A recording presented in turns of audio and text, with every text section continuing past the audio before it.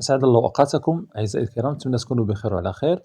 اليوم الجمعة 9 يناير 2026، لقاءات الربع الأولى التي انطلقت الآن، لقاء السنغال مع مالي، ثم سينطلق لقاء المنتخب المغربي اللي كنشوفوا الخرجة ديالهم في الصباح لترويح عن النفس.